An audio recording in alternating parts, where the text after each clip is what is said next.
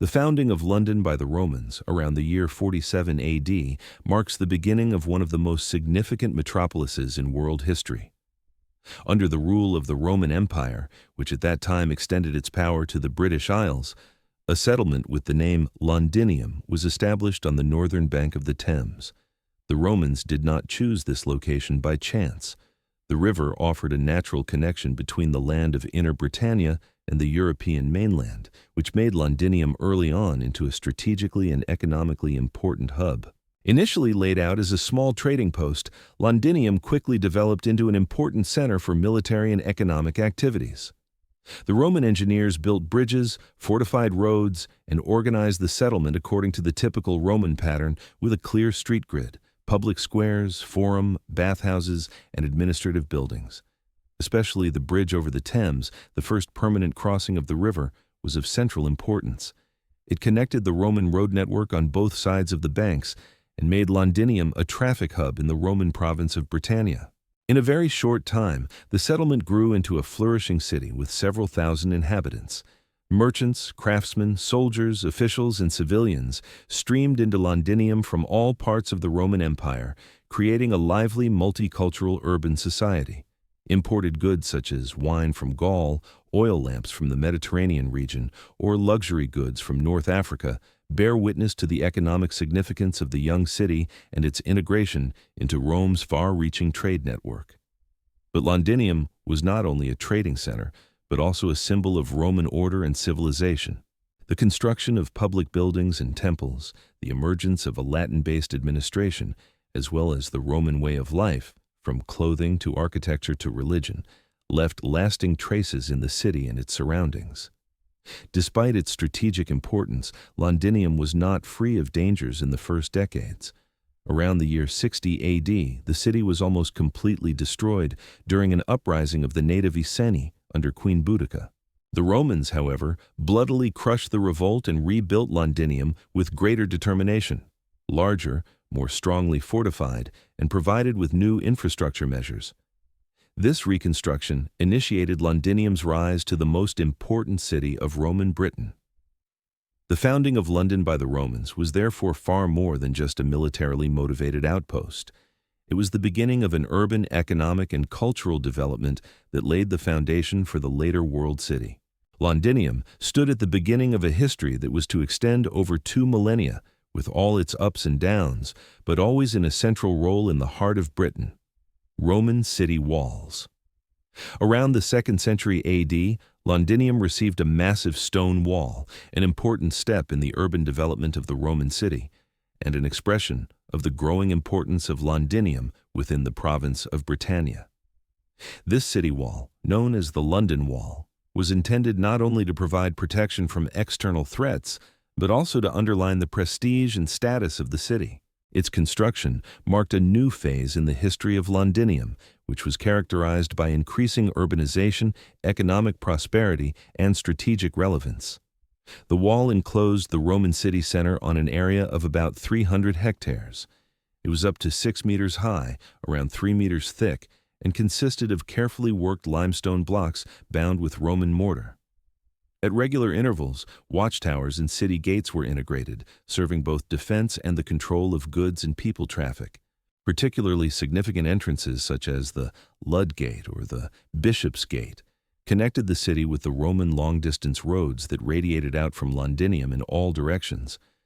The reason for the construction of this elaborate fortification presumably lay in a phase of increased insecurity in the Roman Empire. In the 3rd century AD, the Pax Romana, the Roman peace, had begun to falter. Germanic tribes, internal power struggles, and economic crises forced many cities in the empire to better protect themselves. Londinium, too, was affected by this. Although there is no concrete evidence of direct attacks, the construction of the wall was considered a preventive measure to secure Roman order in Britannia. The impact of the wall was not only military in nature, it was also a political and symbolic statement. Londinium was not just any city, but the administrative center of Roman Britain, a place that embodied Roman civilization, law, and culture. The city wall separated urban life within its boundaries from the unsecured rural surroundings and structured urban life inside in a new way. The wall created a clear boundary within which administration, religion, trade, and everyday life proceeded according to Roman order. It is astonishing how enduring London's Roman legacy has remained. Parts of the London Wall are preserved to this day, embedded in the modern cityscape between high-rise buildings and streets.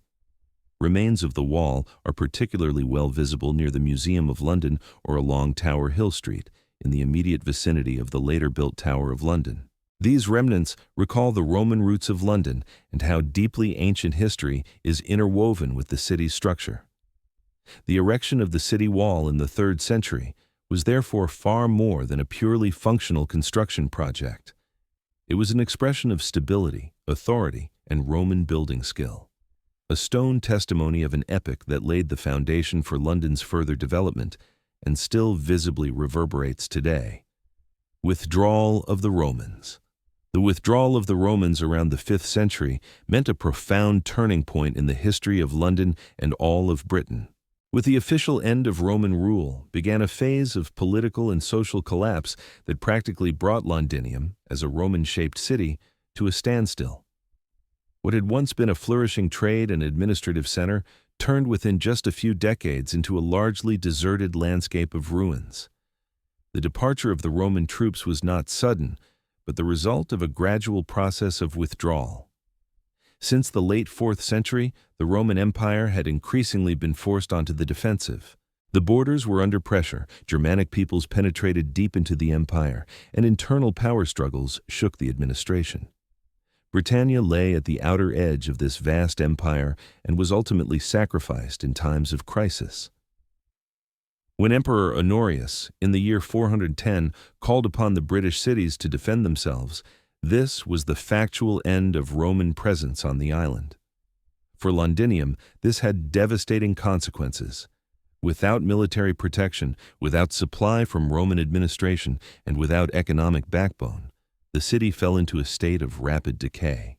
Long-distance trade collapsed, public buildings were abandoned, and many inhabitants left the former center, which now existed only as a stone shell of a vanished order. Archaeological finds show that large parts of Londinium were, at the latest in the 5th century, uninhabited or at best sporadically used. At the same time, the infrastructure that had supported Roman life also disintegrated. Roads fell into disrepair, the water supply broke down, and administrative structures disappeared completely. The once clear urban organization dissolved, and with it also social and economic life. The remains of the Roman city wall, once a symbol of order and protection, now stood as silent witnesses of a vanished era. This period was not only marked by the decline of Londinium, but also by a general power vacuum in Britannia. There was no organized transition to a new rule. Instead, local rulers, rival groups, and later also foreign invaders, including Saxons, Angles, and Jutes, moved into the resulting political vacuum. The former Roman capital lost not only its population, but also its significance. The spirit of Roman civilization, which had shaped Londinium for centuries, faded, temporarily. This phase of decline was long-lasting and was often described by later chroniclers as a dark age. It was marked by insecurity, cultural regression, and a far-reaching loss of written tradition. Yet, even though the Roman city perished, its legacy remained in the ground and was to form, in the following centuries, the foundation for the rebirth of London as a new settlement under Anglo-Saxon control. The withdrawal of the Romans was thus not only the end of a political system, but also the beginning of a profound caesura. Londinium, the Roman city, sank into insignificance, but the history of London was not thereby over. It merely entered an intermediate period of transformation and uncertainty, the traces of which still rest today in the archaeological layers beneath the modern city. Anglo-Saxon Period. After the collapse of Roman rule and the accompanying decline of Londinium, began a phase lasting several centuries during which urban life largely came to a halt. The once Roman center with its paved streets, baths, temples, and administrative buildings fell increasingly into decay. Amid this cultural and political vacuum, from the 5th century onward, new settlers from what is now northern Germany and Denmark came to the British Isles, the Anglo-Saxons. Their arrival initiated profound changes in the social and cultural structure of Britain, even if London itself, at first, played only a subordinate role. In the early phase of the Anglo-Saxon period, that is, from the 5th to the 7th century, Old Londinium was essentially abandoned. The imposing Roman walls still stood, but life had withdrawn from the city interior. Instead, about 2 kilometers west of the old city area, a new settlement developed, Lundenwich. The place name with the ending, wick, points to a trading place, a typical Anglo-Saxon settlement pattern for towns with maritime or economic connection. This new settlement lay in the present-day area of Covent Garden and Aldwych. Lundenwich developed in the course of the 7th to 9th centuries into a regionally important market and trade hub. The favorable location on the navigable Thames made the place an important access point for trade with continental Europe. Archaeological finds from this period, including remains of wooden houses, pottery, coins, and tools, bear witness to a lively economic life. Handicraft production and international contacts also prove that Lundenwich was far more than a simple village. It was a new type of urban center which, although it could not compete with the former Roman metropolis, can nevertheless be considered the germ cell of medieval London. However, the Anglo-Saxon settlement was not only a place of trade, but also a symbol of the cultural change of this epoch. The Romanized way of life gradually disappeared, and with it the Latin language and many urban traditions. In their place arose a new Anglo-Saxon identity, which was also expressed in religion, law, and social organization. In the 7th century, the Christianization of the region began, and London soon once again received a bishop's church, a sign that the place was also gaining importance in ecclesiastical terms. In the 9th century, however, Lundenwich increasingly came under threat from the Vikings, whose raids intensified. The settlement was easily attackable and poorly protected, which made it vulnerable. In the following period, this led to a strategic change. Under King Alfred the Great around the year 886, the population was resettled back into the better fortified area within the old Roman city walls, a turning point that marked the end of Lundenwich and the beginning of medieval London. The Anglo-Saxon period was thus a transitional phase which, although it stood in the shadow of former Roman greatness, nevertheless laid decisive foundations for the later development of London.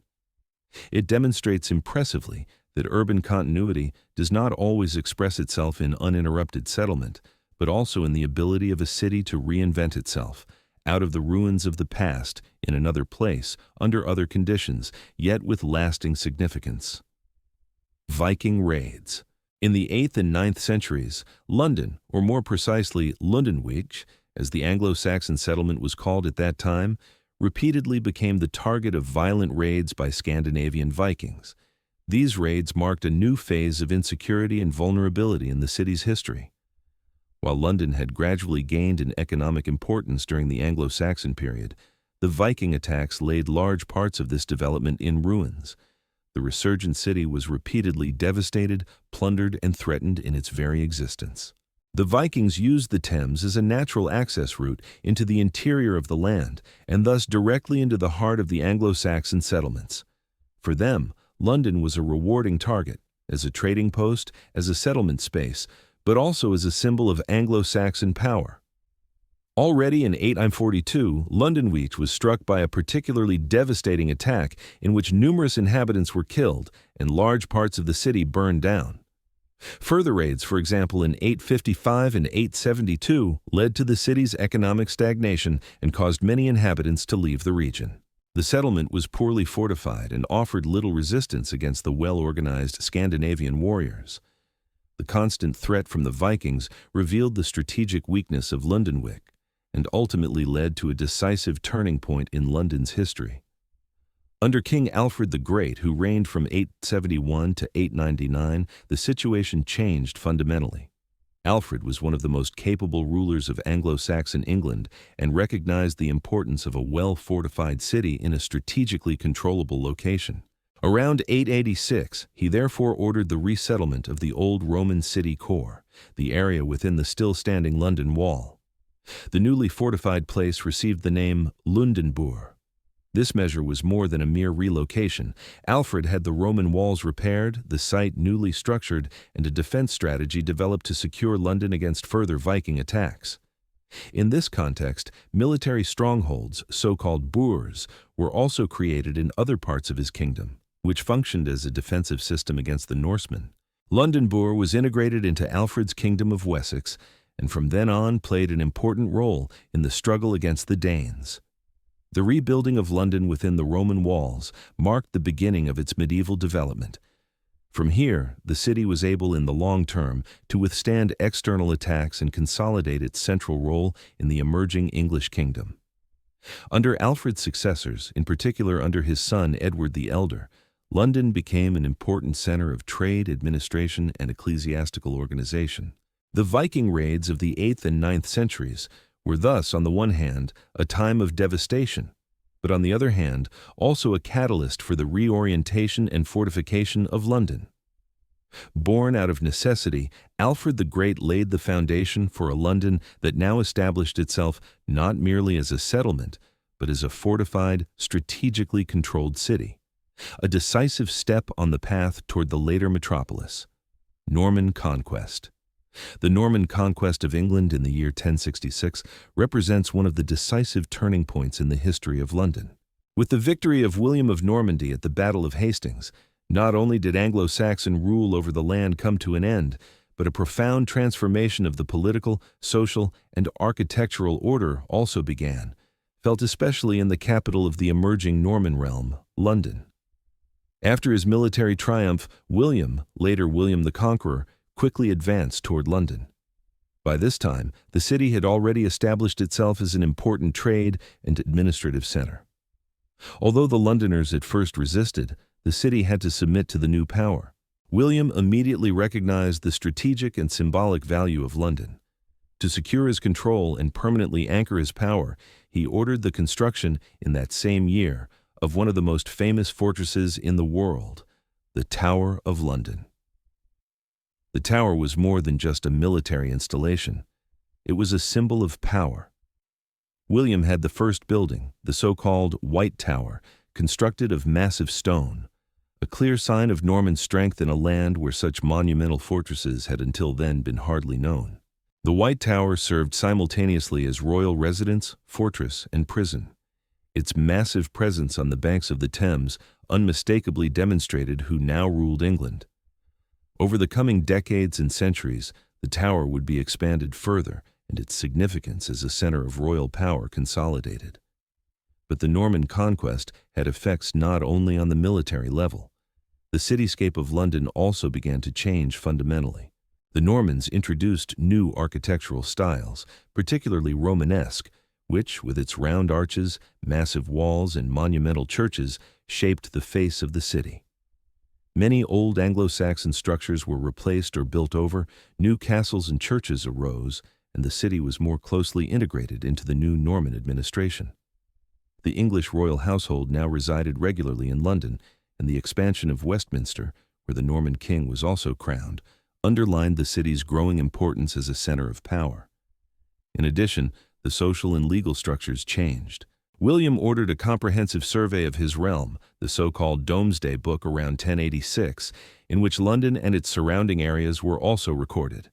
The aim was clear: effective control over property, taxes, and military resources.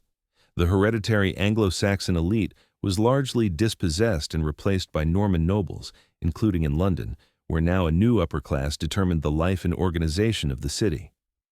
The Norman Conquest thus meant for London a profound upheaval, politically, socially, and architecturally. The beginning of the Tower of London was more than a construction project. It symbolized the new order established by force, but shaped with long-term foresight. From the Anglo-Saxon London Boor, there now emerged definitively medieval London, a city at the center of a forming kingdom that was henceforth to play an ever greater role on the European stage. Medieval flourishing. In the High Middle Ages, especially between the 12th and 14th centuries, London experienced a phase of remarkable flourishing and development which permanently consolidated its position as the most important city of England. During this time, London transformed from a fortified royal city into a pulsating economic and social center, supported by growing trade, increasing self-administration, and the rise of powerful guilds and associations. A decisive factor in London's rise was its geographical location. The Thames was not only a natural transport route, but also an access to the open sea. Through it, goods from the European mainland reached the city, while at the same time English products, especially wool, grain, lead, and tin, were exported. London became the hub of English foreign trade, and foreign merchants from the Hanseatic League, from Italy, or from Flanders settled in the city to conduct their business. Particularly the wool trade played a central role, since English wool was regarded in Europe as high quality and was in great demand in Flanders and northern Italy. London's economic importance was also reflected in the granting of important privileges by the Crown. Already since the 12th century, the city had received the right to hold regular markets and fairs, a central building block for economic growth. The so-called Royal Charter secured for London far-reaching trading rights, tax relief, and a certain degree of self-administration. The citizens of the city increasingly fought for political participation, which would later become even more evident in connection with the Magna Carta. A central element of urban life in medieval London were the guilds, associations of craftsmen and merchants who not only represented the economic interests of their members, but also fulfilled social, religious, and political functions. Every important professional group, from bakers to goldsmiths, was organized in its own guild. These guilds regulated training, product quality, prices, and working conditions. They provided alms for the needy, built chapels, and played an important role in city festivals and processions. Over time, they also became politically influential and decisively shaped urban life. Parallel to this economic and social development, London's population also grew. In the 13th century, an estimated 80,000 people already lived in the city, an impressive size for medieval conditions. New residential districts emerged, workshops and marketplaces filled the streets, and churches and monasteries shaped the cityscape. The Cathedral of St. Paul, whose medieval predecessor was already an imposing building in the 12th century, was the spiritual and religious center of the city. Despite the growing self-government, London remained closely connected to royal power. The king regularly resided in Westminster, which directly bordered London, and made use of the city's economic strength to finance his rule, for example through special taxes or loans from wealthy merchants. In return, however, the crown also depended on London's loyalty and stability, which increasingly gave the city influence in the political structure of the realm. The medieval flourishing of London was thus characterized by a dynamic interplay between trade, self-administration, and social organization. It was a time in which the city created a stable foundation, economically, institutionally, and infrastructurally. The foundations laid in this era were to shape London's development for centuries to come. Already at that time, it began to become apparent what would repeatedly distinguish London throughout history: the ability to assert itself through economic strength, international connections, and social organization, independent of the political turmoil of the time. Magna Carta. The year 1215 marks a historic milestone, not only for the political development of England, but also for the role of London as a power factor within the realm. The famous Magna Carta, which King John Lackland was forced to sign under the pressure of rebellious barons, is today regarded as one of the earliest documents to formulate the idea of the rule of law and political participation. And right in the middle of it were the citizens of London, who played a remarkable role in this power struggle and positioned themselves as political actors with influence of their own. The tensions between King John and the English nobility had dramatically intensified in the preceding years. John's reign was marked by military failures, such as the loss of large parts of the French possessions, as well as by excessive taxation and arbitrary justice. More and more barons rebelled against the king's centralized and authoritarian policy. In this heated situation, they sought allies and found them among the citizens of London, who sought to preserve their own interests against the crown. By this time, London had already risen to become the most important city of the realm, economically strong, populous, and well-organized. The merchants and guilds of the city had a growing interest in political stability, legal security, and economic freedom. Many of them were just as dissatisfied with royal taxation and trade policy as the nobility. Therefore, leading citizens of London joined the rebellion, a decision that was not only tactically significant, but also symbolically powerful. In May 1215, the insurgents succeeded in bringing London under their control. A heavy blow for the king, since the capital was not only a logistical center, but also the seat of his financial power. The loss of London forced John to enter into serious negotiations.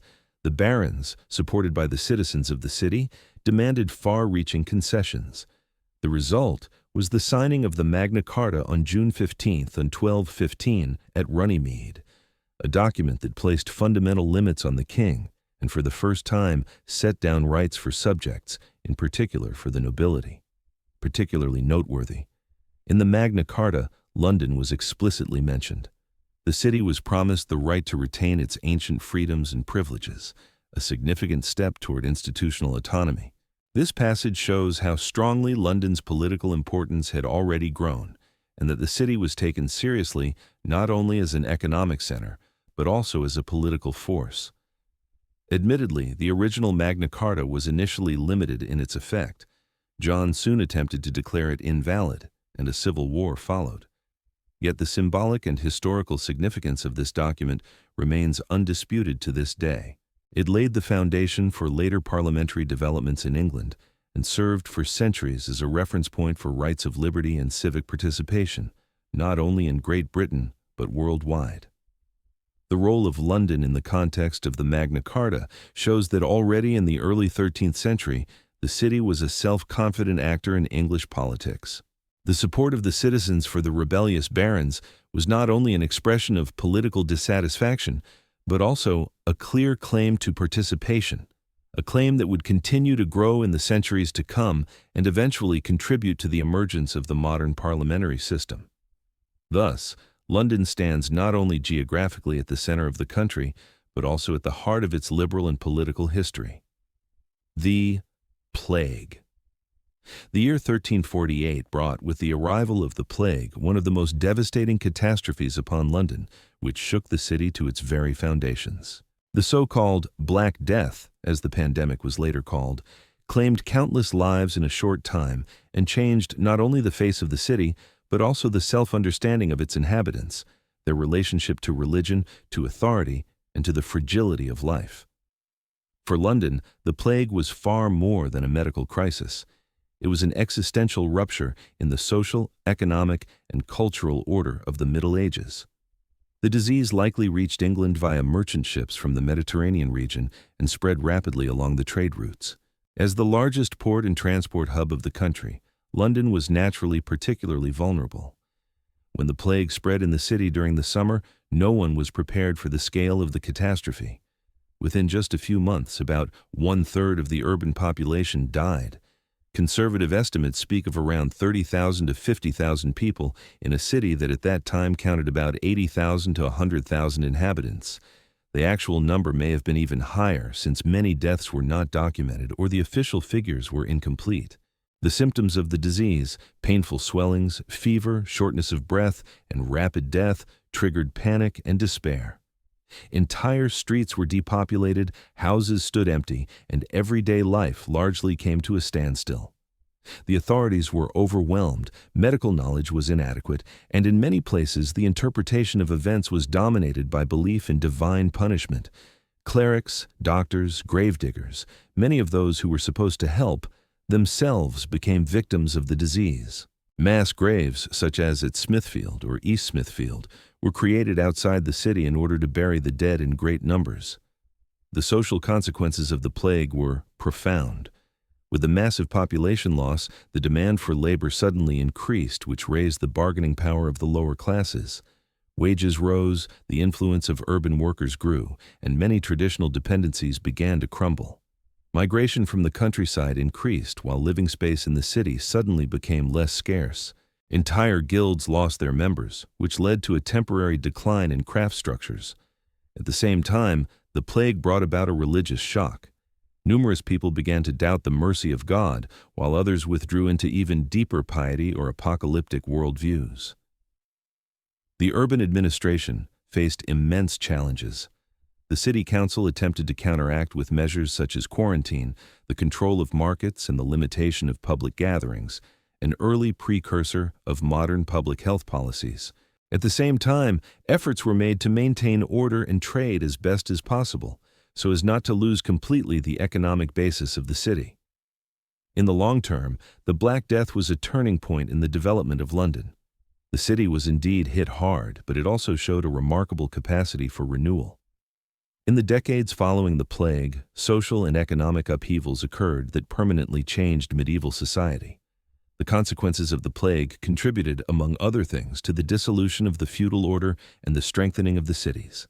The Black Death of 1348 remains one of the darkest chapters in the history of London, an event that brought fear, death, and disillusionment, but at the same time set in motion profound changes. It demonstrated how vulnerable human life and urban structures can be in times of a global crisis, a theme that in the history of London would again and again become relevant in new ways. 100 Years' War. The 100 Years' War, which raged between England and France from 1337 to 1453, represented an ambivalent phase for London, a time that brought economic growth and, at the same time, political instability. While on the battlefields of the continent, English kings and nobles fought over power, territorial claims, and dynastic honor, London developed at home into an economically flourishing center. Yet the price for this upswing was high, since the political order in the kingdom was increasingly shaken by constant military burdens and internal power struggles. From an economic point of view, London profited considerably at the beginning of the war. The ongoing conflict demanded weapons, ships, clothing, provisions, and financial support. And this was precisely where London played out its strengths. As a center of trade and production, but also as England's most important financial hub, the city became the logistical backbone of the English war apparatus. The guilds and merchants of London not only supplied the army, but also profited from access to conquered French markets, such as in Normandy or Aquitaine, which at times were under English control.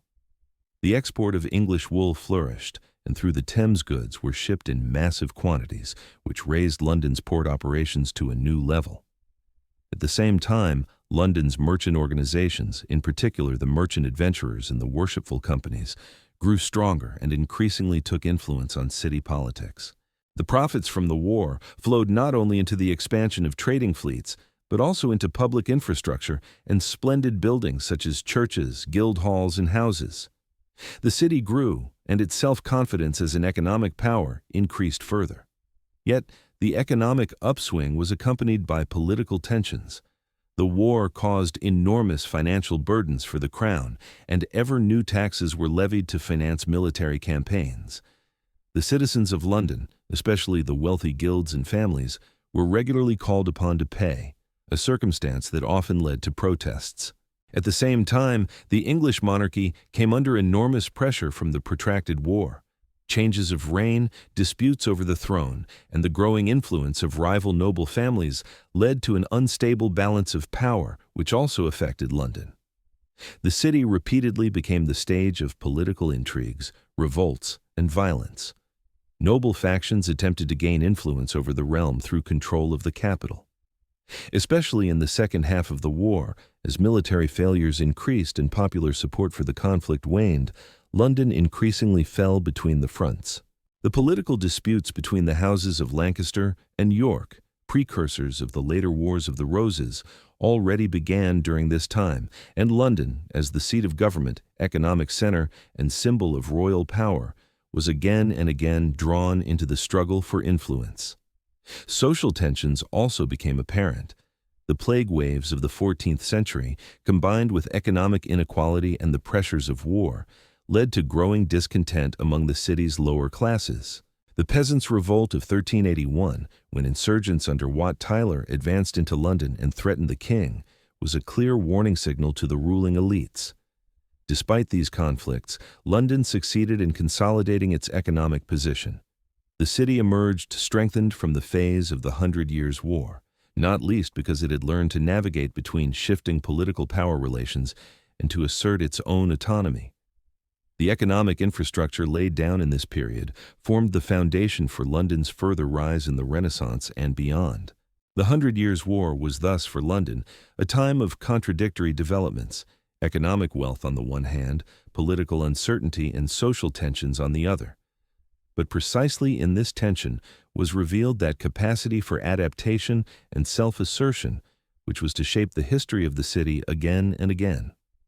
Wars of the Roses, 1450 to 1485. The time of the Wars of the Roses from 1455 to 1485 was for London a phase of political instability, insecurity, and increasing strain, in which the city again and again fell between the fronts of rival noble houses. The dynastic power struggle between the House of Lancaster, which bore the red rose as its symbol, and the House of York, which bore the white rose, shook the English kingdom for over 3 decades. London, as capital, seat of government, and economic heart of the land, played in this civil war a central, often ambivalent, role. The causes of the Wars of the Roses were complex. A weak and at times mentally ill King Henry VI of Lancaster. Competing claims to the throne by the House of York, unresolved tensions after the 100 Years' War, and deep-seated social discontent formed the explosive foundations for the outbreak of the conflict. Early on, it became clear that not only the noble factions themselves, but also towns and citizens would be drawn into the conflict, and London was particularly exposed. The city was of strategic importance to both sides. Whoever controlled London had access to the royal treasury, to the administrative apparatus, justice, and military infrastructure. Accordingly, London became repeatedly a military and political objective. But unlike in earlier conflicts, the city displayed a high degree of self-interest and flexibility. It did not blindly support one of the claimants to the throne, but tried to safeguard its own economic and political interests, often through skillful neutrality or shifting loyalties depending on the course of the war. The citizens of London, nonetheless, suffered greatly under the turmoil of the Civil War. Again and again, troops marched through the city. There were plunderings, blockades, and uncertainties in trade. Everyday economic life was under threat. In particular, trade with the continent and the operation of the markets came to a standstill. Some districts experienced unrest, while local militias were mobilized for defense. The city council endeavored to maintain order and ensure the supply of the population. Yet the threat remained palpable for years. Particularly dramatic was the situation in 1461, when the later King Edward IV, after a period of exile, entered London triumphantly. Shortly afterwards came the bloody Battle of Barnet and the execution of the powerful Earl of Warwick, events that showed how quickly the balance of power could change. London was the scene of processions, public demonstrations, but also of violence and repression against opponents of whichever house happened to be ruling. Despite this constant uncertainty, London retained a key role in the realm. Administration continued to function, trade recovered after interruptions, and the city preserved a certain independence from the chaos of the nobility in the countryside. The guilds played an important role in this. They secured the economic infrastructure, organized local security, and maintained social cohesion in difficult times. The conflict finally ended in 1485 with the Battle of Bosworth, in which the last Yorkist, Richard III, fell and Henry Tudor ascended the throne as Henry VII. With his victory began the Tudor dynasty, which was to bring the country relative stability for many decades. A new beginning that also had great significance for London. The Wars of the Roses were for London a time of caution, adaptation, and strategic restraint. The city survived the Civil War, not through military power, but through diplomatic skill, economic resilience, and the ability to adapt to shifting political conditions. Thus, London once again demonstrated its central role in the structure of the English realm, not only as a place of power, but also as a guarantor of continuity amid chaos. Tudor Period. The 16th century was for London a time of profound upheaval and cultural flourishing, an epoch which, under the reign of the Tudor monarchs Henry VIII and Elizabeth I, not only shook the religious foundations of England, but also reshaped the cultural identity of London. The city, long established as the economic and political center of the realm, now became the heart of the Reformation and the English Renaissance. No century before had so strongly changed London's character and paved its path to becoming a modern capital as the age of the Tudors. The reign of Henry VIII, from 1509 to 1547, at first began under the sign of continuity with the Roman Catholic Church. But the famous divorce from his first wife, Catherine of Aragon, and the refusal of the Pope to dissolve this marriage, triggered a political and religious landslide. The break with Rome in 1534 led to the founding of the Church of England, with the king himself as head of the church. This reformation was visible not only theologically, but also physically, especially in London. Monasteries and ecclesiastical institutions, which had previously formed the spiritual and social backbone, were expropriated and dissolved. The so-called dissolution of the monasteries fundamentally changed the cityscape. Large estates and buildings changed hands, were privatized or demolished. This created space for new settlements, noble residences, and public buildings, and at the same time initiated a redistribution of wealth and influence that redefined London's social structure. Some of today's districts of London, such as Covent Garden, developed on the former properties of expropriated monasteries. At the same time, London under Henry experienced an administrative centralization. The expansion of the royal court in Whitehall and the strengthening of state authorities made London the effective command center of the new English kingdom, now religiously independent as well. The political power of the city was thereby more strongly linked with that of the monarch than ever before. Under Elizabeth I, from 1558 to 1603, the last Tudor monarch, London reached a new cultural and social peak. Her reign was marked by stability, foreign policy strength, and economic growth. The restoration of the Anglican Church in a moderate form ended the confessional turmoil that had shaken England after Henry's death and provided a certain degree of religious unity, though not without tensions. Elizabethan London became the stage of the English Renaissance. The city grew rapidly, not only in population, which now exceeded 200,000, but also in cultural diversity. Poets, dramatists, musicians, philosophers, and scholars were drawn to the flourishing metropolis. The founding of new theaters, printing houses, and schools promoted an explosion of creative energy whose impact radiated far beyond England. The English language itself experienced a flowering through the literary masterpieces of this time, in particular under William Shakespeare, which made London the stage of a new national identity. Yet the darker sides of this development were also felt. The city became more crowded, social inequality grew, and the poor quarters around the economic center expanded. At the same time, new laws on poor relief were enacted, and the first structures emerged that anticipated the modern welfare system. London's growing prosperity was not evenly distributed, but it showed that the city possessed enormous adaptability and innovative strength. The Tudor period was thus a century of extremes, from religious upheaval to cultural heights, from political concentration of power to social unrest. Yet, London emerged strengthened from these decades as a religiously renewed, culturally inspired, and economically consolidated capital, whose radiance increased steadily both within England and abroad. The foundation for the later world empire had been laid, and London stood at the forefront as the symbol of this new English self-confidence. Shakespeare and Theater. Between about 1590 and 1610, London experienced a cultural high point that would forever shape not only the city itself, but also English literature and theater. In these 2 decades, London developed into the undisputed center of English drama, a development inseparably linked with one name, William Shakespeare. His work, his influence, and the environment in which he acted made this period into a golden age of theater, with the famous Globe Theatre becoming the symbol of a cultural flowering that radiated far beyond the borders of England.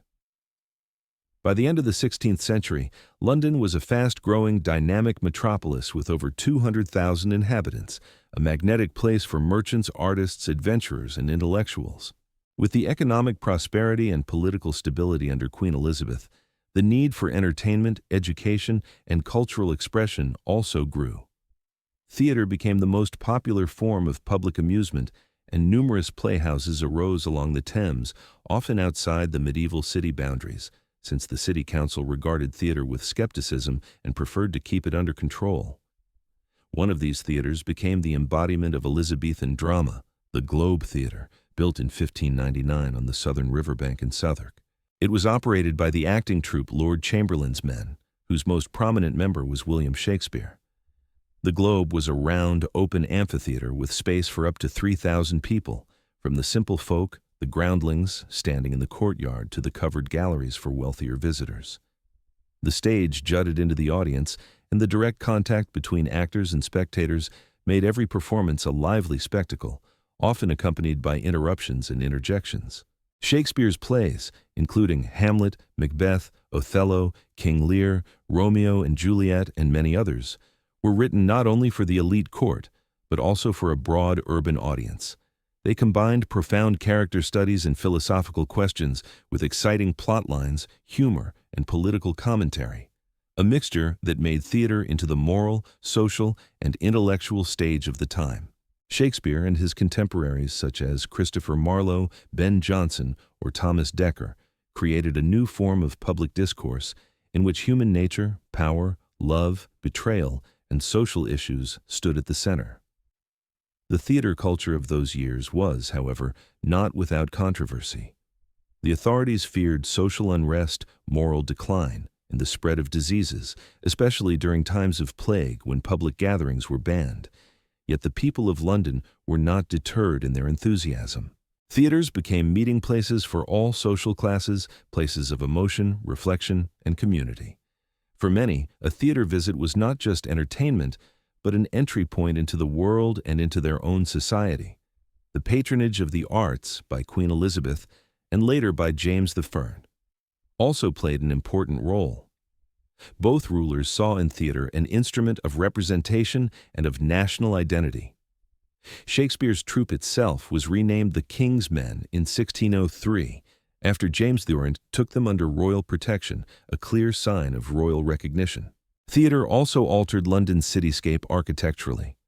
The multitude of playhouses, including the Rose, the Swan, the Fortune, or the Blackfriars Theatre, made theater a fixed part of the public space.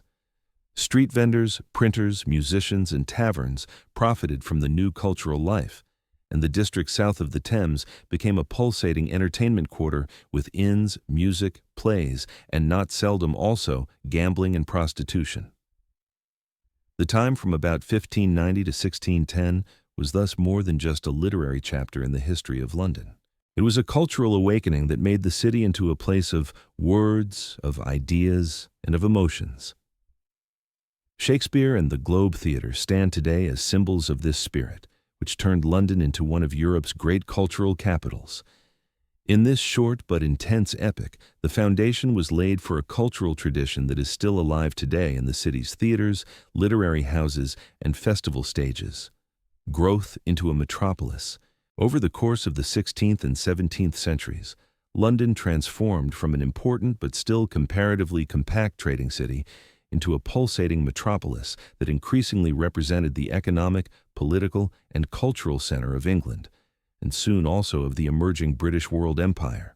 This rapid growth was not the result of a single event, but the expression of complex developments that interlocked. Intensive foreign trade, early colonial enterprises, a booming financial economy, and the continuous influx of people from the countryside who sought work, protection, or opportunities for advancement in London. London's economic upswing went hand in hand with England's global expansion. With the founding of the Company of Merchant Adventurers and, above all, the East India Company in 1600, the foundations were laid for a worldwide trading network that in the following decades supplied London with goods, capital, and political influence. English ships brought spices, silk, sugar, tobacco, tea, and cotton from Asia, Africa, and the New World to the Thames, and with them wealth and new habits of consumption that transformed urban life. The growing trade had direct effects on London's cityscape and infrastructure. The port on the Thames was expanded. Docks and warehouses arose that could handle the increasing flow of goods. Districts such as Wapping, Rotherhithe, and Limehouse developed into important transshipment centers. At the same time, new commercial centers and markets emerged within the city, among them the Royal Exchange of 1565, London's first great stock exchange, founded by Sir Thomas Gresham, which soon became the symbol of the rising financial world. Here, merchants, bankers, and investors gathered, who formed the backbone of the new order of trade. With economic growth also came rapid population growth. Around 1500, London had about 50,000 inhabitants. By 1600, it was already over 200,000, and by the middle of the 17th century, the number rose further to over 400,000. Thus, London was by far the largest city in England and one of the largest in Europe. People streamed into the city from all parts of the country, peasants in search of work, craftsmen, traders, but also refugees from religious persecution, in particular Huguenots from France and Protestant refugees from the Netherlands. This diversity decisively shaped the social and cultural life of the city, but growth brought not only prosperity, but also challenges. The city became denser, the infrastructure overloaded, and the gulf between rich and poor deepened. While in some parts of London, magnificent new neighborhoods with elegant townhouses and city palaces arose, for example in Westminster or along the new street network around Covent Garden, large parts of the population lived under precarious conditions in cramped and unhygienic housing, especially in the East End. The economic dynamism thus created not only opportunities for advancement, but also new social tensions. Politically, London in this period became more and more the heart of the English kingdom. The proximity to the royal court in Westminster, the concentration of administration, justice, and economy made the city the hub of power. Monarchs such as Elizabeth and later the Stuarts not only held their courts there, but also used the city to stage themselves publicly and demonstrate loyalty, for example through splendid processions, theater performances, or the construction of representative buildings. Colonialism played a double role. It opened up economic opportunities, but also promoted moral and political debates, especially with regard to the slave trade and exploitation. London was deeply embedded in colonial structures. Many of the new riches that flowed into town palaces and trading companies had their origin in the exploitative relationships of the British colonial project. Later generations would critically confront this legacy. But in the 16th and 17th centuries, colonial success was regarded as a sign of national strength. London's growth into a metropolis in this period was therefore more than just a quantitative process. It was a qualitative transformation that permanently changed the city. From a medieval trading town, London had become a globally connected, economically powerful, and culturally diverse metropolis that laid the foundation for its later role as the center of a world empire and a modern great city. Already at the beginning of the 17th century, London was more than just a capital. It was a symbol of progress, ambition, and contradiction at the same time. Great Plague. The Great Plague of 1665 was the last, and at the same time, the most devastating plague epidemic to strike London. A dramatic chapter in the city's history, which hit 17th century London, already strained by dense growth and social contrasts, with full force. Within a few months, the disease carried off around 100,000 people, about one-fifth of the city's population at that time. The epidemic brought fear, chaos, and death into all layers of society and left London in a state that can hardly be described in words. The plague did not suddenly return to London in the 17th century. Smaller outbreaks had already occurred before, but in 1665 the catastrophe took on a dimension never seen before. The first documented death was registered in early summer in the district of St. Giles in the Fields, a poorer quarter west of the city. From there, the disease spread rapidly, aided by overcrowded living conditions, poor hygiene, lack of medical knowledge, and the dense, unregulated building patterns that prevailed in many parts of London. The symptoms: fever, swollen lymph nodes, buboes, black skin discolorations, and sudden deaths left no doubt that it was a variant of the bubonic plague, the same form that had triggered the Black Death of 1348.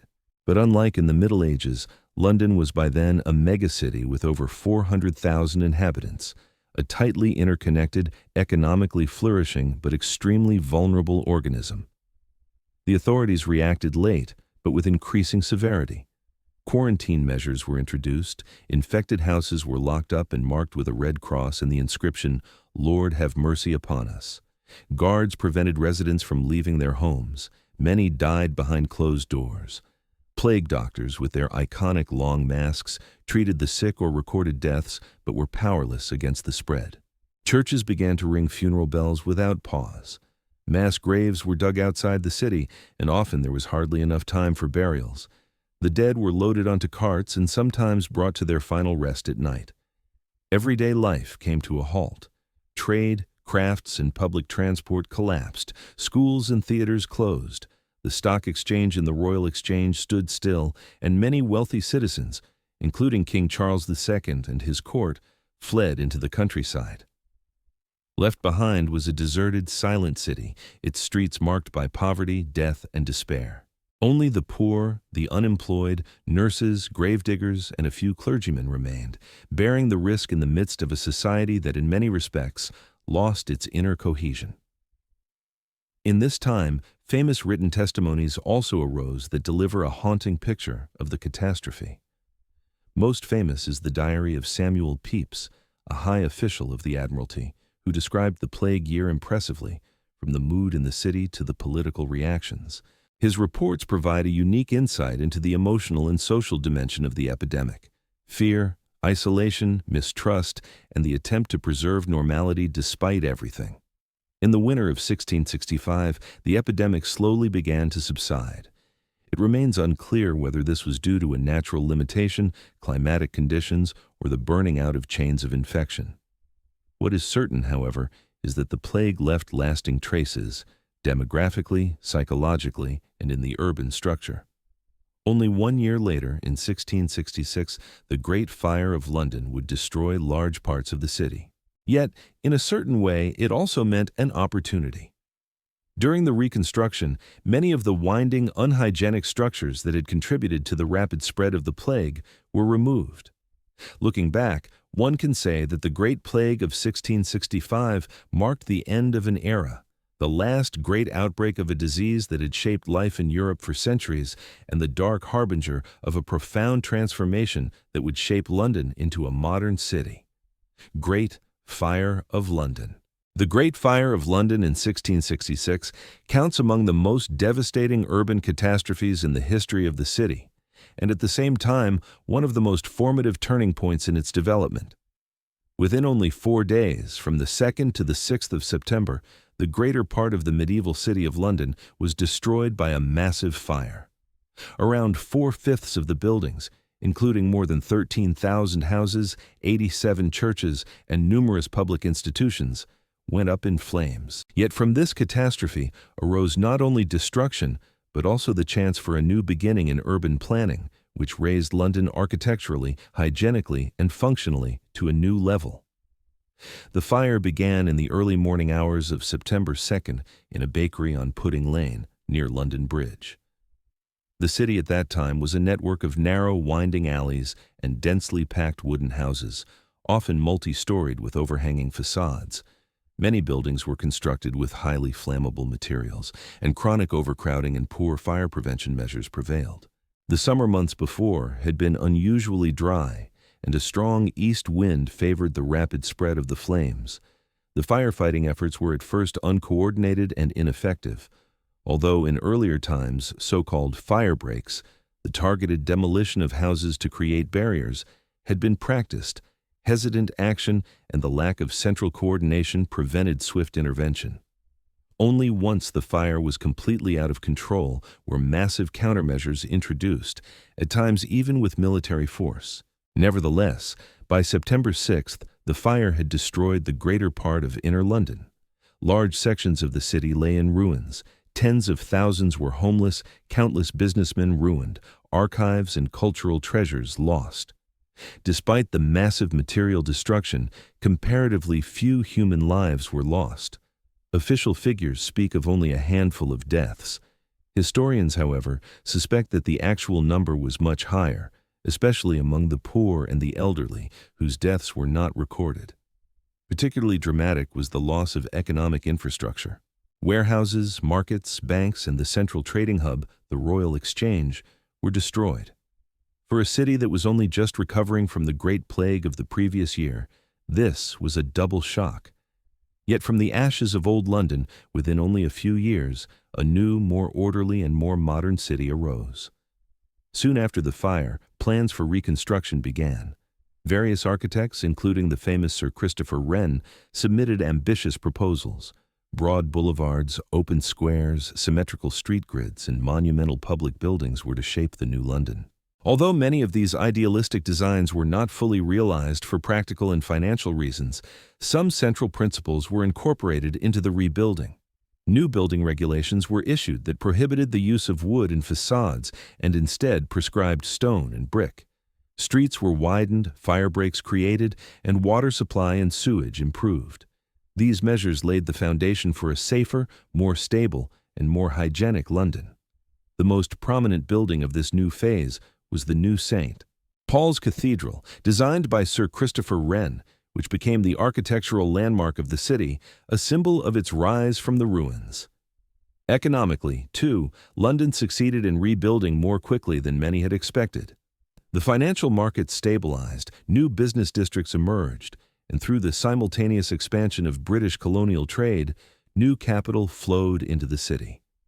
The fire acted like a forced but ultimately productive urban reform through which London assumed a new modern identity. The Great Fire of 1666 was thus both a historical trauma and a turning point. It ended the medieval cityscape of London, with its narrow, fire-prone structures, and opened the possibility for reconstruction that laid the foundation for later, imperially shaped London. The catastrophe became the starting signal for modernization. Out of the fire arose the new London, which from then on pursued its path to becoming a world metropolis with even greater self-confidence. Christopher Wren and the Reconstruction. After the devastating Great Fire, it was the architect and polymath Sir Christopher Wren who, more than anyone else, shaped the image of the new, rebuilt London. His name is inseparably linked with the city's reconstruction, in particular with the rebuilding of St. Paul's Cathedral, one of London's most iconic structures, which then, as now, stands as a symbol of urban renewal and architectural rebirth. Wren's visions and designs transformed a destroyed medieval city into an ordered modern urban center that radiated the spirit of rationality, order, and renewal. Wren was not an architect in the classical sense of his time. He was a mathematician, astronomer, physicist, and philosopher. Yet, his scientific education and his travels on the continent, especially to France and Italy, had given him a deep understanding of the principles of classical architecture. After the fire, he was commissioned by King Charles II and the city authorities with coordinating and planning the reconstruction. Although his original radical plans for a completely reorganized city with wide boulevards, symmetrical squares, and centralized city planning could not be realized for political and practical reasons, Wren nonetheless set numerous groundbreaking accents in detail. His greatest legacy is the rebuilding of St. Paul's Cathedral, constructed between 1675 and 1710. The medieval predecessor had been completely destroyed by the fire.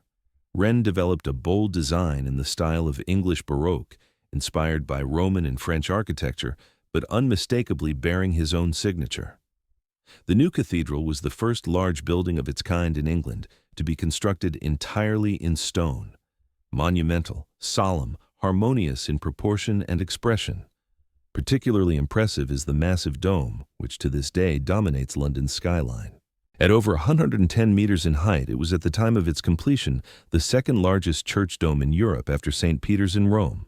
It symbolized not only the city's rebirth after catastrophe, but also the triumph of rationality, order, and royal authority in an age of profound upheaval, religious, political, and urban. But Wren did not build only a cathedral. He was significantly involved in the construction or restoration of over 50 churches in the City of London. These churches, often inserted into narrow plots, were masterpieces of urban architecture, functional, elegant, and in their diversity and homage to the vitality of the city. Many of them, such as St. Mary Le Bow, St. Bride's, or St. Stephen Walbrook, still exist today and shape London's historical heritage just as much as its world-famous cathedral. Wren understood architecture not only as an art form, but also as a social project.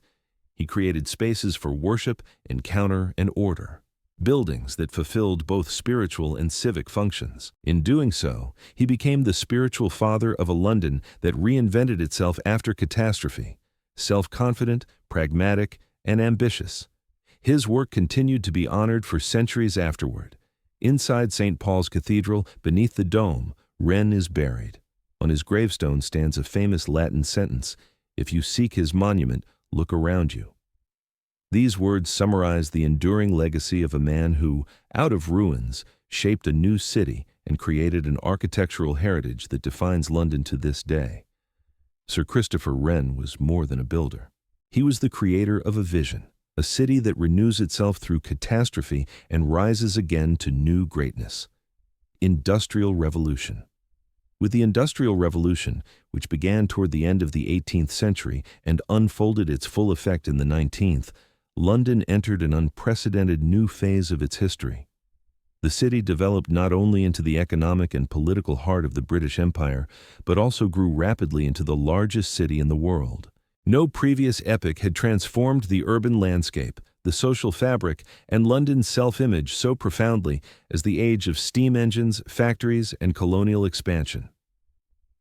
At the beginning of the Industrial Revolution, London was already a significant trading and financial metropolis.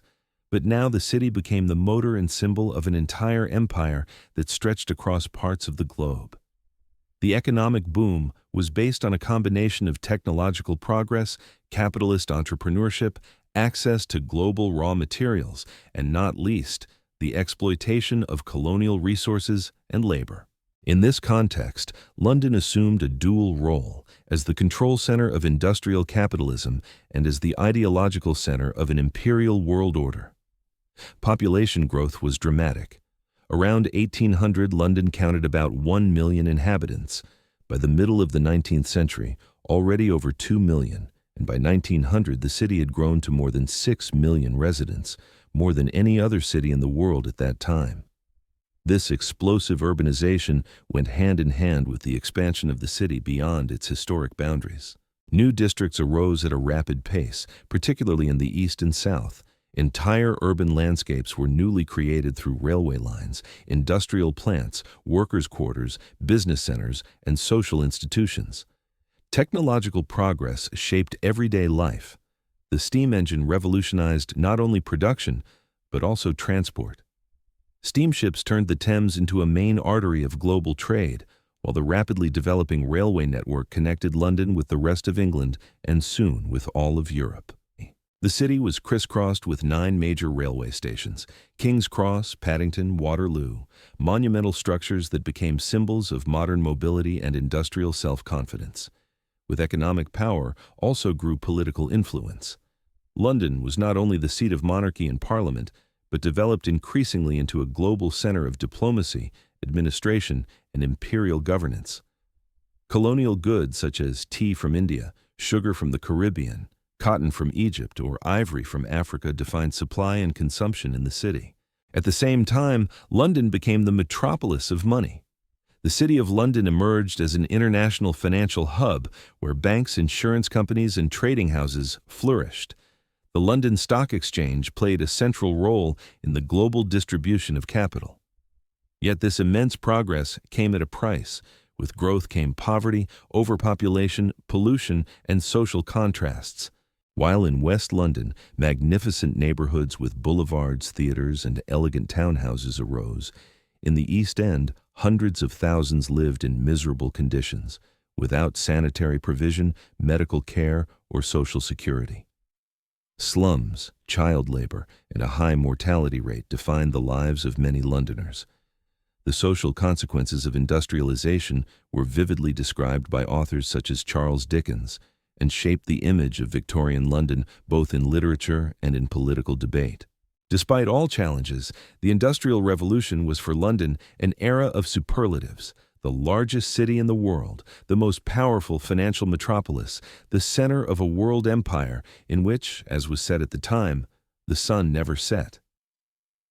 In this period, modern London took shape, dynamic, contradictory, ambitious, and deeply marked by the tensions between progress and inequality. The industrial expansion laid the foundation for London's role in the 20th and 21st centuries. Many of the infrastructures, institutions, and urban structures created at that time still shape the city today.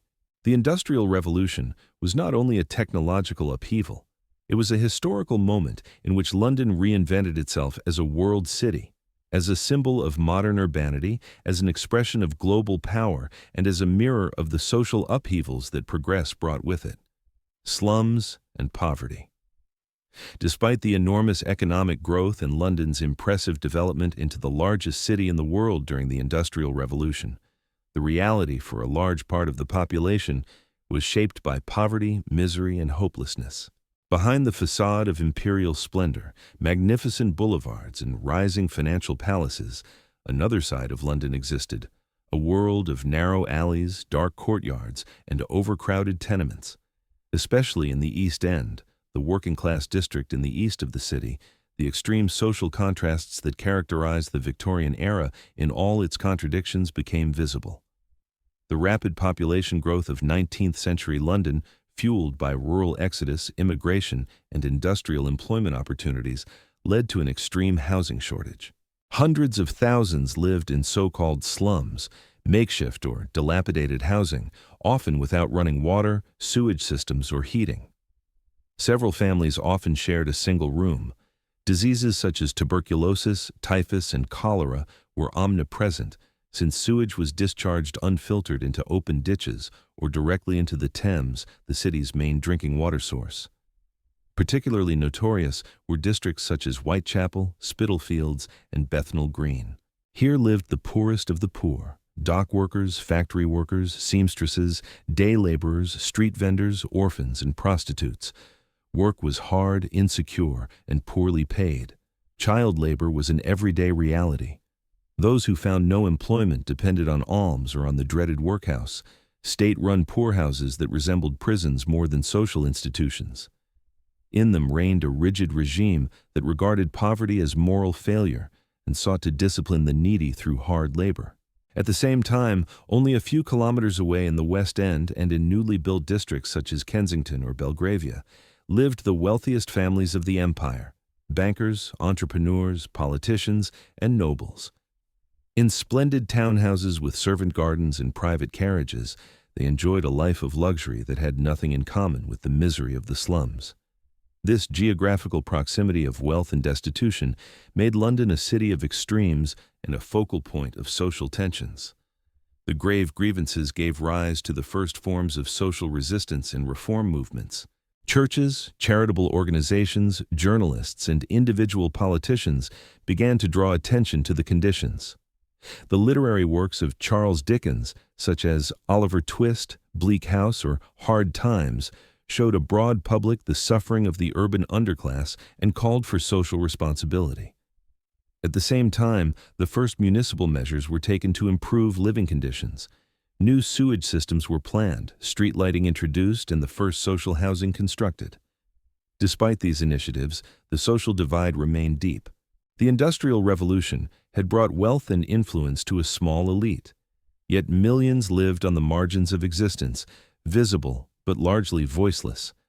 Their reality of life shaped the social climate of London well into the 20th century.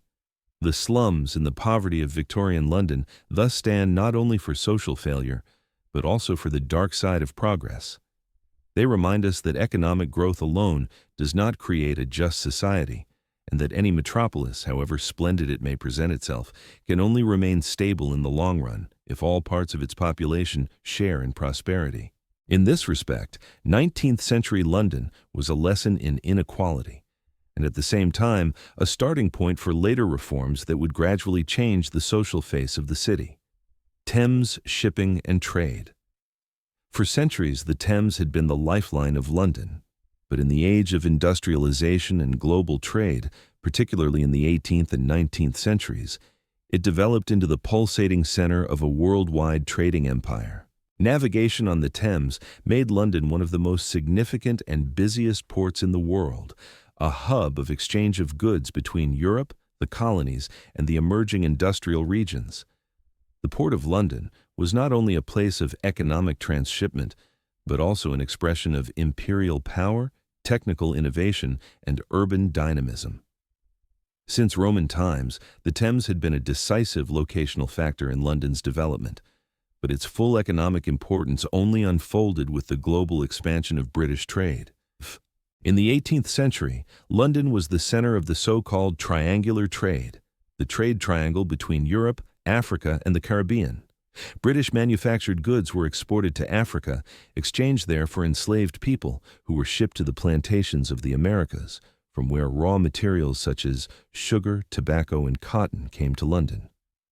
The Thames was the final station of this cruel but profitable trade chain that shaped the economic foundations of the empire. In the 19th century, in the course of the Industrial Revolution, trade volumes exploded. The Thames was full of ships, sailing vessels, steamers, barges, lighters, and increasingly also iron cargo ships. The river became a densely trafficked artery, constantly transporting goods into and out of the city. At this time, the Port of London was the largest in the world, with a vast network of docks, warehouses, cranes, shipyards, and customs stations stretching for miles along the river. To cope with the growing shipping traffic, new artificially constructed dock facilities were built from the early 19th century onward, the so-called docks. The most important among them were the West India Docks, opened in 1802, the East India Docks, the Surrey Docks, later the Royal Victoria Docks, and finally the monumental Royal Albert Docks.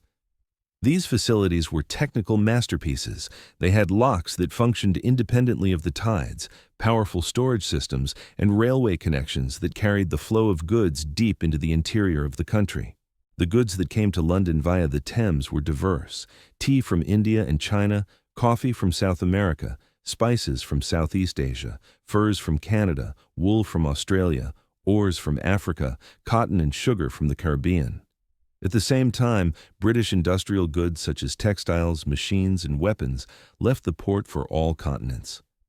London was not only a place of transshipment, but a global motor of goods exchange, whose logistics created hundreds of thousands of jobs, from dock workers to customs officers to merchants, ship crews, and warehouse managers. But for all its economic splendor, the port was also a place of harsh reality. Working conditions in the docks were extreme. Hard physical labor, long shifts, insecure employment, low wages, and high risk of accidents determined the lives of the dockers, as the workers were called. Strikes, unrest, and social protests were the order of the day, such as the Great Dock Workers' Strike of 1889, which became a milestone of the British labor movement. Thus, Thames shipping was not only a motor of wealth, but also a mirror of social inequality.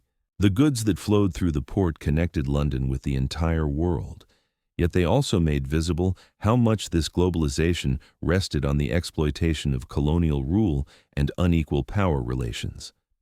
Despite all its ambivalences, the port was an integral part of London's urban life, a place of exchange, encounter, and diversity. Merchants from all over the world, languages, scents, goods, and cultures shaped the streetscape around the docks. In this sense, the Thames was not only an economic backbone, but also a cultural melting pot. Only in the 20th century, with the rise of container shipping and the relocation of port activities further downstream, did central London's harbour lose its former significance.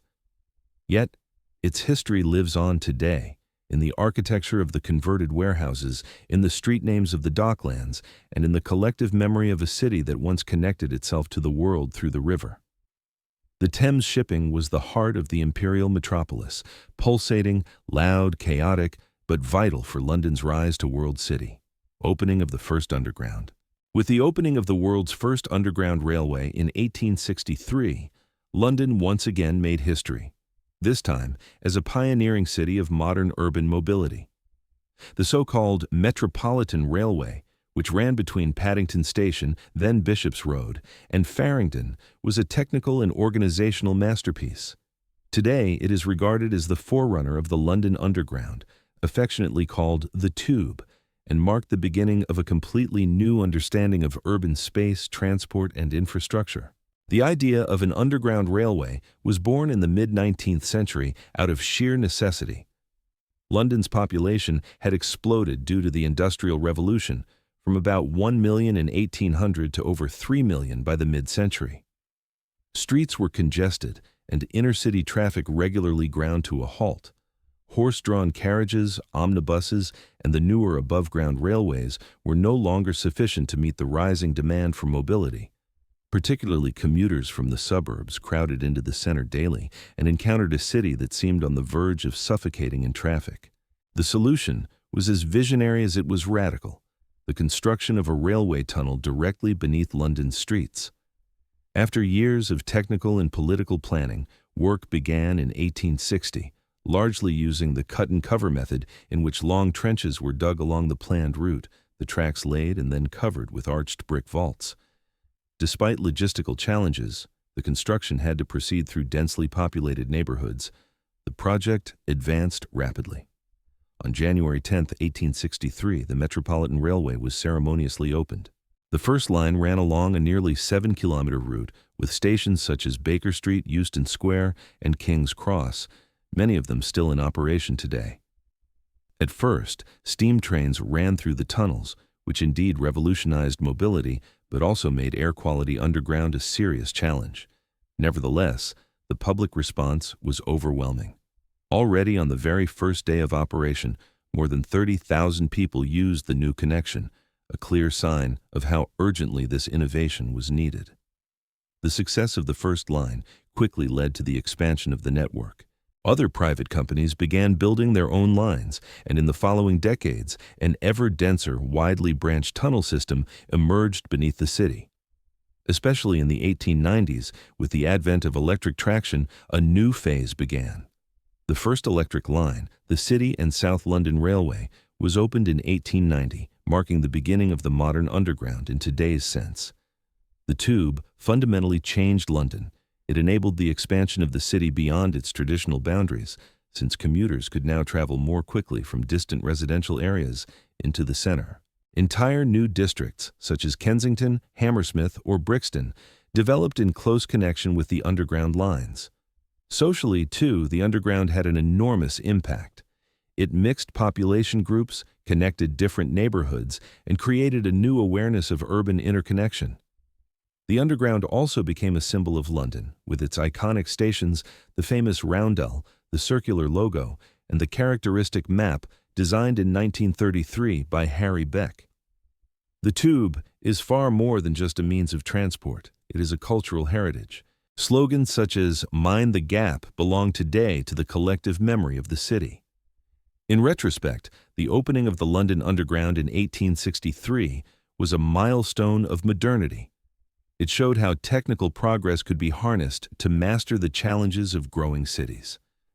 The world's first underground railway was not only a triumph of engineering, but also the expression of a new urban self-confidence, a commitment to efficiency, innovation, and public benefit. In the depths of the earth began London's path toward becoming a functional, interconnected, and future-oriented metropolis. Victorian Era. The Victorian Era from 1837 to 1901, named after Queen Victoria, was one of the most formative epochs in the history of London. In these more than 60 years, the city experienced a phase of enormous expansion, cultural flowering, and architectural reshaping. Industrialization had already made London the largest city in the world. But now, under the influence of Victorian values, institutions, and building projects, it was in many ways reinvented as the capital of a global empire, as a center of progress, morality, science, and the bourgeoisie. During Queen Victoria's reign, many of those buildings arose that today belong to London's architectural and cultural core identity. One of the most famous is the Palace of Westminster, the neo-Gothic Parliament building with the world-renowned clock tower Big Ben, officially the Elizabeth Tower. After a fire in 1834 had destroyed the old building, the new complex was constructed according to the designs of Charles Barry and Augustus Pugin. It was a conscious return to medieval forms intended to embody political stability, tradition, and national identity. The building became an architectural manifesto of the Victorian state. Equally iconic is Tower Bridge, a technical marvel and symbol of the progress of the age. Completed in 1894, it elegantly combined engineering skill with historicizing aesthetics. The bridge was not only a practical traffic route but also an expression of London's self-image as a modern world city that preserves the old while at the same time embracing innovation. Education and museums, too, flourished under Victoria. The British Museum was expanded, the Victoria and Albert Museum, as well as the Natural History Museum, were created in this context, institutions that reflected the Victorian ideal of education, collection, and public access. These museums, often with free admission, were intended not only to display the cultural greatness of the empire, but also to provide the bourgeoisie and the working class with access to education and art. In them was condensed the claim to shape an enlightened, morally responsible society. The Crystal Palace, built for the World Exhibition of 1851 in Hyde Park, was another highlight of the time. This giant iron and glass construction was an expression of technical mastery and imperial self-display. Here, Britain presented itself in its colonies as the center of progress, order, and a civilizing mission. Even though the building was later relocated and eventually destroyed, its symbolic significance as the height of Victorian self-confidence remains. In housing and urban construction, too, the Victorian spirit is reflected. Rows of brick terraced houses, typically with small front gardens, still shape many London neighborhoods today. The bourgeois family stood at the center of this new urbanity, with a clear social order, gender roles, and moral ideals. Parallel to this, however, the first social housing projects were initiated, above all by reform-oriented groups who were no longer willing to tolerate the catastrophic conditions in the slums. Not least, many fundamental infrastructures emerged during this period. Modern sewage systems planned by Joseph Bazalgette, new railway stations, gas and electricity works, public parks and libraries. These investments in the invisible architecture of the city sustainably improved the lives of the population and testified to the belief in planning, reason, and progress, central values of the Victorian worldview. Yet, the Victorian era was not only a time of splendor and innovation, but also of tensions. It was permeated by moral strictness, social control, and not seldom hypocrisy. Behind the facade of an orderly society lurked poverty, repression, colonial exploitation, and deep social divides. Especially in London, where wealth and misery often existed side by side, this contradiction became particularly visible.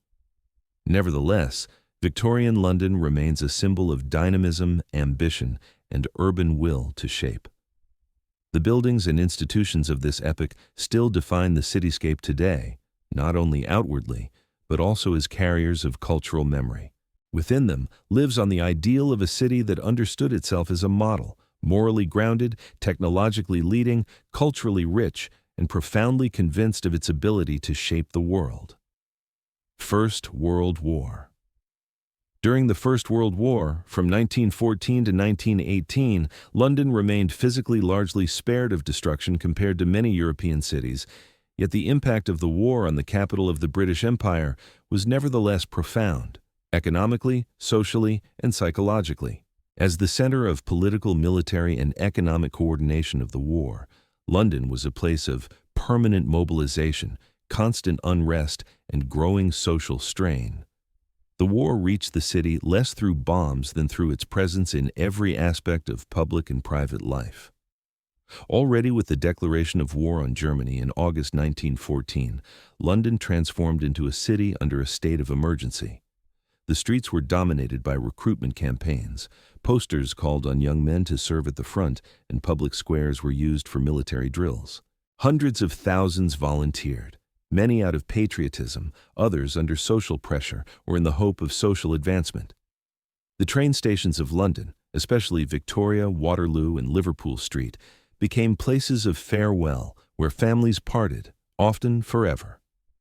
While the actual war was fought on the Western Front in France and Belgium, London, as the seat of government and logistical hub, was deeply enmeshed in the war effort. Ministries coordinated troop movements, war production, rationing, and propaganda. The capital was crowded with soldiers, officials, spies, and refugees. Many women assumed new roles. They worked in munitions factories, drove trams, served as nurses, or worked as clerks. This was a break with traditional gender roles, initiating profound social changes, even though many of these advances were pushed back after the war. Economically, London was under strain. The war economy led to shortages, inflation, and supply problems. Food became scarce, luxury goods disappeared from the cityscape, and the government gradually introduced rationing. The poorer segments of the population in particular suffered from rising prices and stagnant wages. At the same time, the armaments industry flourished, temporarily shifting the city's economic focus from trade and services to war production. Although London did not experience the scale of destruction it would face later in the Second World War, the city was not entirely spared. For the first time in history, it became the target of deliberate attacks from the air. From 1915 onward, German Zeppelins attacked the capital, a completely new and shocking instrument of war. Later, airplanes followed, dropping bombs on residential neighborhoods and industrial sites. The psychological effect of these attacks was enormous. The home front was no longer considered safe. The fear of further assaults led to the introduction of air raid precautions, blackouts, and the organization of fire brigades and medical services. Parallel to the physical threat spread a sense of exhaustion, grief, and uncertainty. The news from the front, especially from the trenches in Flanders and on the Somme, shocked the population. Almost every family in London was affected by losses. Public mourning became part of the cityscape. Memorials for the fallen were erected, and everyday life was increasingly marked by the absence of men, by the presence of war invalids, and by the return of the psychologically scarred. After the end of the war in 1918, London was outwardly unscathed but inwardly shaken. Economic resources were depleted, social tensions had grown, and trust in political leadership had suffered. The war had brought the empire to its breaking point, and the capital, too, was marked by a new, often sobering view of authority, nationalism, and the nature of modern warfare. Yet the First World War was a turning point. In 1918, women received the right to vote for the first time, albeit limited. Social reforms were initiated, and a new, more critical political public sphere emerged. London remained the power center of the empire, but it was now a city that had for the first time experienced that even a metropolis of its scale was not invulnerable, neither economically, nor socially, nor psychologically. The war had left deep scars, less in bricks and stones than in the hearts and minds of the people. Second World War. The Second World War, from 1939 to 1945, represented one of the greatest trials in the entire history of London. At the heart of British warfare, and as a symbol of national resilience, London was not only logistically and politically of central importance, but also a direct target of military attacks. In particular, during the so-called Blitz, the phase of intense air raids on British cities between September 1940 and May 1941, the capital was massively hit. Entire districts were destroyed, thousands lost their lives, and yet in this period, London became a worldwide symbol of endurance and civic courage. The German air offensive against London began on September 7, 1940, with a large-scale attack on the docklands in the east of the city, a central area for trade, supplies, and industry. It was the beginning of an 8-month bombing campaign, during which the city was under almost daily fire. Particularly affected were the densely populated working-class quarters of the East End, but also central districts such as Westminster, Holborn, or Southwark. The air raids mostly took place at night, a tactical attempt to demoralize the population, disrupt supplies, and put pressure on the British government. The consequences were dramatic. Over 30,000 people in London lost their lives in the attacks. More than 80,000 were injured. Hundreds of thousands lost their homes. Churches, hospitals, schools, factories, and historic buildings were destroyed or heavily damaged. Entire streets sank into rubble, and yet the city remained functional through enormous organizational effort, tireless work by the fire brigades, medical services, civil defense, and thousands of volunteers. A key part of the defense strategy was the expansion of civil protection measures. Underground tube stations were converted into improvised air raid shelters in which thousands of people sought refuge during the attacks. These narrow, dark spaces became places of waiting, of fear, but also of solidarity. The term Blitz spirit, the unity of the population despite constant threat, became the epitome of British resilience and permanently shaped London's collective identity. The political leadership was also aware of London's symbolic importance. British Prime Minister Winston Churchill delivered many of his famous speeches from the capital, deliberately moved among the people, and himself became a symbol of unyielding will. The survival of London became a moral issue for the whole country and for world opinion. Alongside the physical destruction, the war also changed the city's social fabric. Many children were evacuated to the countryside to protect them from the bombs. Entire districts were depopulated, while others were overcrowded with emergency shelters, field kitchens, and supply depots. Everyday life was marked by rationing, blackouts, sirens, air raids, and the constant attempt to preserve a piece of normality. At the same time, many Londoners, including numerous women, contributed significantly to the war effort in factories, administrations, and aid services. This was another step in social emancipation, with noticeable consequences in the post-war period. After the end of the air raids, London remained a central target. Even later in the war, through rocket attacks with so-called V1 and V2 weapons, the city suffered further destruction and loss. Yet despite all the material damage, the administration of the city remained intact. Cultural life was maintained. Theaters, cinemas, newspapers, and even exhibitions continued, albeit under difficult conditions. When the war ended in 1945, a large part of London lay in ruins. Reconstruction would take decades, but the experience of the war had profoundly shaped the city's identity. It had stood firm, not only militarily, but also morally. The Second World War made London the embodiment of urban resilience, a city that did not break, but proved its cohesion and courage in catastrophe. The image of London, smoking but unbowed, became the symbol of an entire era and remains part of the city's historical memory to this day. Post-war period and Reconstruction. The post-war period marked a profound new beginning for London. After the enormous destruction of the Second World War, the city faced the immense task of rebuilding itself, physically, economically, and socially. Yet, out of the ruins of war, a new vision emerged. London was not to be simply reconstructed, but transformed into a modern, more socially just and more functional metropolis. Reconstruction became a symbol of progress, a stage for new architecture, an arena for political reforms, and the starting point of a fundamental social change that would shape London forever. Immediately after the war, the extent of destruction was staggering. About one-third of the buildings in the City of London were damaged or completely destroyed. Tens of thousands of people lived in temporary accommodations or in bombed-out neighborhoods that had never been fully abandoned. The housing shortage was dramatic, the infrastructure outdated, and many districts, especially in the East End, were marked by poverty and overcrowding due to war and decades of neglect. Reconstruction was not an option, but an existential necessity.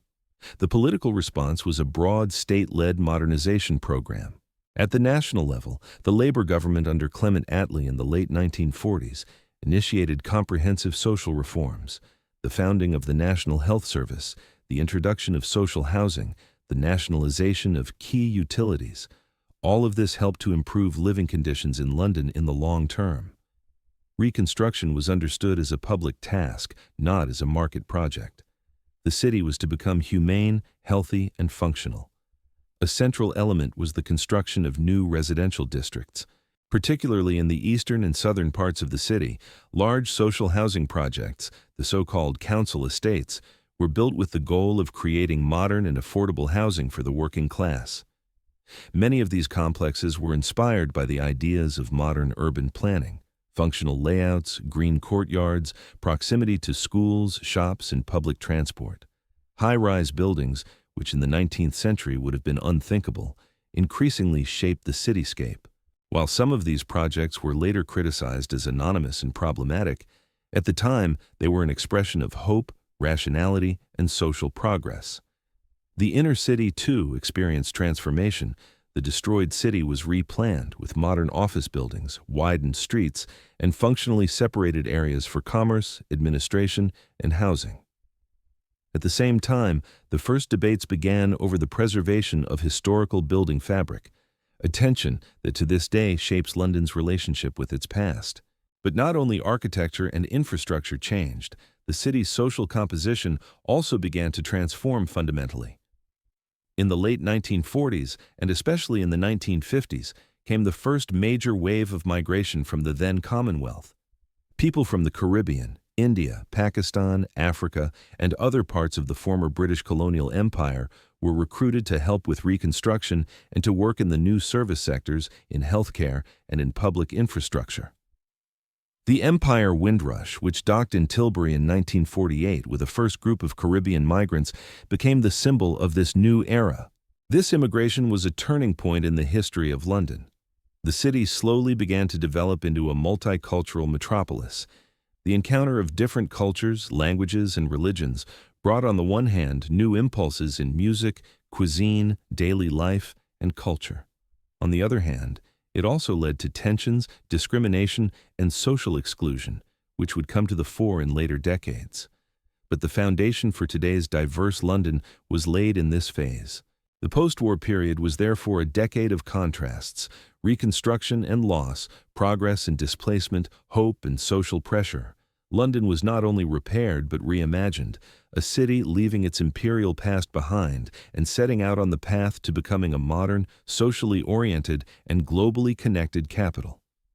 From ruins came future, and from the experience of war grew the will to create a better, fairer city. Swinging Sixties. The 1960s, often referred to as the Swinging Sixties, represented a cultural turning point for London, an explosive, colorful, rebellious decade in which the city became the avant-garde of a new youth culture and finally emancipated itself from the gray post-war years. In fashion, music, art, and lifestyle, London became the international symbol of freedom, creativity, and modernity. It was a decade in which the cultural power center shifted from the traditional institutions to the streets, clubs, and studios, a reversal of hierarchies that permanently changed the city and its impact on the world. At the heart of this cultural revolution stood the youth. For the first time, an entire generation had money, leisure, and a strong sense of self-confidence, no longer willing to submit to the conventions of their parents. The baby boomers, children of the post-war years, flocked to the city in droves, searching for individuality, expression, and a sense of life beyond authority and tradition. London became the stage of this awakening, especially in districts such as Soho, Chelsea, Camden, and above all Carnaby Street in the West End, which became the epitome of the new fashion world. The London fashion scene experienced a true upheaval. Young designers such as Mary Quant revolutionized women's clothing with the miniskirt, a provocative symbol of female self-determination. Fashion labels such as Biba or Aussie Clark created affordable modern clothing for an urban youth that wanted to look different and live differently. King's Road in Chelsea became the catwalk of a new generation where fashion was no longer elitist, but an expression of identity, colorful, bold, often loud, and consistently directed against the establishment. Parallel to fashion, London also developed into the world capital of pop music. The explosion of the British music scene, led by bands such as the Beatles, the Rolling Stones, the Who, or the Kinks, was more than a musical phenomenon. It was the expression of a new way of life. Studios such as Abbey Road and clubs like the Marquee Club, the 100 Club, or the UFO Club became places of pilgrimage for music lovers from all over the world. London exported not only songs but also an attitude, rebellious, playful, cosmopolitan. The art scene, too, was in upheaval. Artists like David Hockney, Bridget Riley, or Peter Blake became icons of British pop art, while alternative galleries, underground films, and performance art shattered the traditional boundaries of the art world. The city became a magnet for creatives, intellectuals, and bohemians, a cultural biotope that freed itself from the heaviness of the post-war order and turned to the new, the utopian, the experimental. Added to this was a societal shift that was also reflected in legislation. The 1960s brought profound social reforms in Britain: the decriminalization of homosexual relations in 1967, the legalization of abortion in 1967 as well, progress in women's rights, and a growing discourse on racism, colonialism, and immigration. London was the epicenter of these debates, on the streets, in the universities, and in the media. Yet, for all the euphoria, the decade was also marked by contradictions. London's cultural opening did not include everyone. Social inequality, racism, and economic insecurity persisted.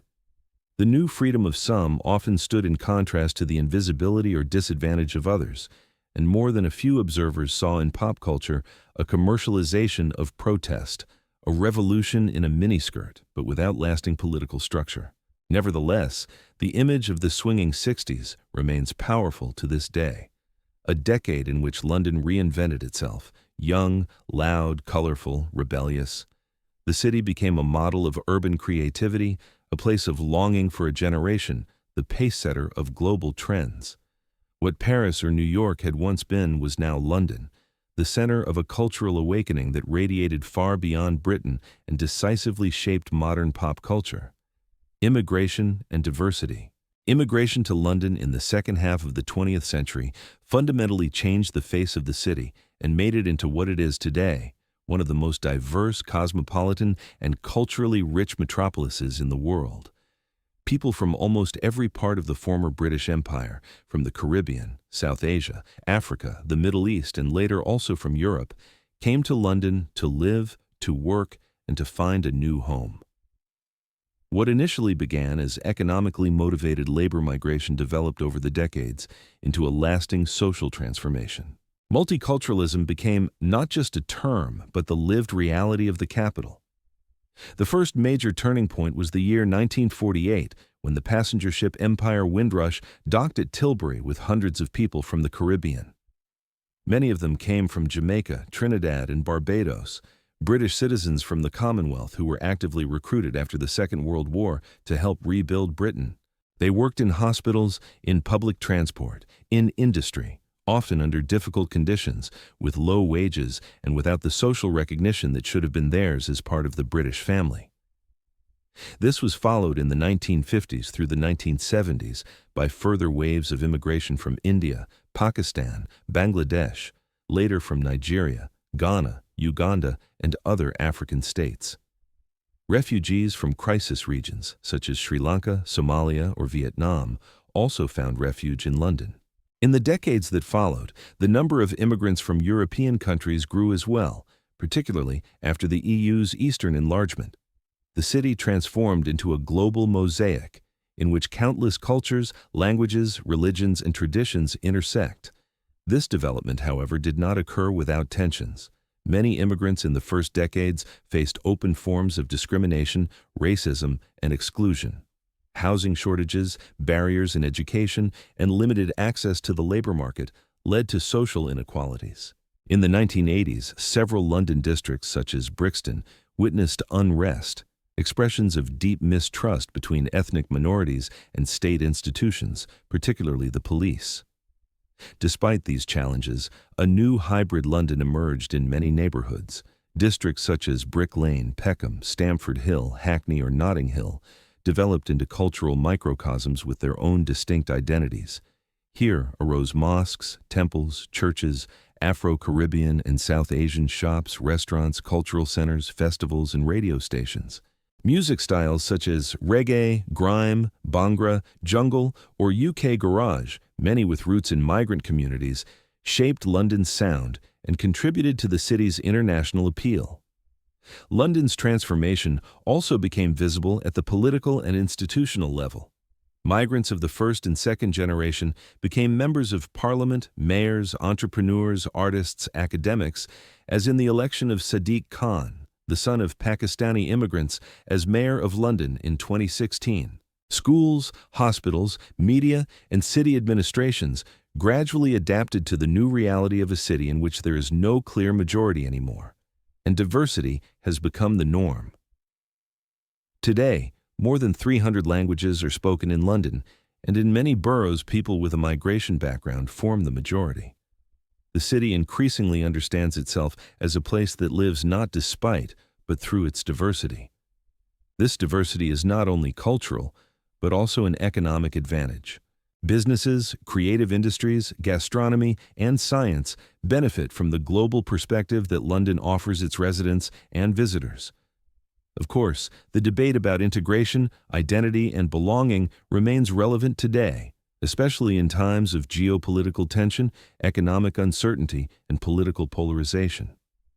Yet modern London has learned from its history. Diversity is not a threat, but a resource.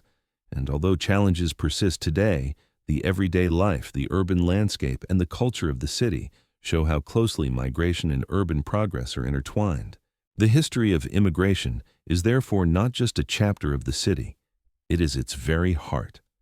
Without the people from the Commonwealth, from all over the world, London would not be what it is today. A global home for millions, a city of voices, languages, and stories that reinvents itself every day. Financial metropolis. Since the 1970s, London has once again undergone a profound transformation. This time, not through war or reconstruction, but through economic liberalization, technological innovation, and the consistent globalization of financial markets. In this phase, the City of London, the historic but still economically dominant financial district, developed into one of the most important financial centers in the world. Together with New York, and later Hong Kong, London has since belonged to the global top tier of financial metropolises. The shift into a stronghold of capital flows shaped not only the cityscape, but also the social, political, and cultural character of London in the late 20th and early 21st centuries. The decisive turning point came with the deregulation of the financial markets under Prime Minister Margaret Thatcher. As part of the so-called Big Bang reforms of 1986, many long-standing trading rules, stock exchange regulations, and institutional barriers were abolished. Electronic trading replaced the traditional floor trading. New players poured into the market. International banks opened branches, and within just a few years, London became the hub of a new, flexible, and extremely dynamic financial system. The city, a historically grown square mile with centuries of history, became a high-gloss world of glass and steel. Banks, investment firms, insurance companies, law firms, and consulting companies clustered densely together. Landmarks such as Lloyd's of London, the futuristic-looking Gherkin, 30 St. Mary Axe, later the Shard or the new financial center Canary Wharf in the former Docklands, became the architectural expression of this new era, bold, vertical, global. But London's rise to a financial metropolis was not based on infrastructure and political decisions alone. Rather, the city benefited from a unique combination of factors: a strong legal system, its status as a global trading and communications hub, the English language as the world language of economics, and its geographical position between the time zones of America and Asia. This constellation made London the ideal place for 24-hour financial transactions, foreign exchange trading, stock markets, and international capital flows. As a result, an economic sector emerged that became one of the largest employers and taxpayers in the country. The financial services sector in London generated billions, contributed significantly to the gross domestic product, and attracted professionals from all over the world. Globalization played into London's hands, and the city became a magnet for talent, investment, and corporate headquarters. Yet, as in earlier phases of expansion, this development was also accompanied by tensions. Financial wealth was heavily concentrated in certain districts, in the city, in Mayfair, in Kensington, while other boroughs were marked by growing social inequality. The gap between rich and poor opened once more. Housing became ever more expensive, and large parts of the population had little share in the profits of the globalized financial economy. During this period, the debate about gentrification, social justice, and a two-class society in the urban space grew louder again. Political events also influenced London's role as a financial center. The global financial crisis of 2008 hit the city hard. Bank failures, job losses, and the loss of trust in the sector led to profound reforms and increased regulation. Brexit, the withdrawal of the United Kingdom from the European Union starting in 2020, marked another caesura. Many international companies relocated parts of their activities to Frankfurt, Paris, or Dublin in order to maintain access to the EU's single market. Nevertheless, London remained a heavyweight in the global financial world even after Brexit, thanks to its infrastructure, expertise, and economic networks. Today, London, as a financial metropolis, stands between continuity and change. While traditional financial services continue to dominate, the fintech sector is also growing, with startups in digital payment systems, cryptocurrencies, green investments, and sustainable financial products. London remains flexible, innovation-driven, and globally connected, a city that has learned to reinvent itself economically. London. Today. London today is a city of impressive diversity, dynamism, and contrasts. A metropolis that looks back on over 2,000 years of history, yet at the same time constantly reinvents itself. With over 9 million inhabitants, it's not only the largest city in the United Kingdom, but also one of the most influential capitals in the world. It functions as a political heart, economic engine, and cultural powerhouse, a place where history, present, and future continuously meet in change. As the seat of the British government, of Parliament in the Palace of Westminster, and of the royal family, London is the political power center of the country. Decisions are made here that not only affect the United Kingdom, but often have worldwide repercussions. At the same time, the city is a place of political confrontation. Demonstrations, international conferences, media presence, and the diversity of political voices shape public life. London's role has also shifted in the wake of Brexit. The city voted largely in favor of remaining in the EU, and to this day, there are tensions between the cosmopolitan, internationally oriented character of London and other parts of the country. Nevertheless, London has asserted itself even after Brexit as a flexible, networked center that is redefining its global role without losing it. Economically, London is a global heavyweight. The city is home to one of the world's most important financial markets, with the City of London and Canary Wharf as core zones of banking and stock exchange activity. But the city's economy is far more diversified. London is also an important hub for technology, startups, the creative industries, tourism, education, and media. Global companies like Google, Apple, Facebook, and many more have branches here. At the same time, small businesses, design studios, fashion houses, agencies, and innovation centers are flourishing. The property market is among the most expensive in the world, and housing is one of the most pressing social issues of the present. In many districts, especially in the inner city, wealth and luxury properties stand in stark contrast to precarious housing conditions, homelessness, and overcrowding. Social division is particularly visible in London, which strongly shapes political and societal debate. Culturally, London remains unrivaled. The city is home to world-famous museums, theaters, galleries, and music venues.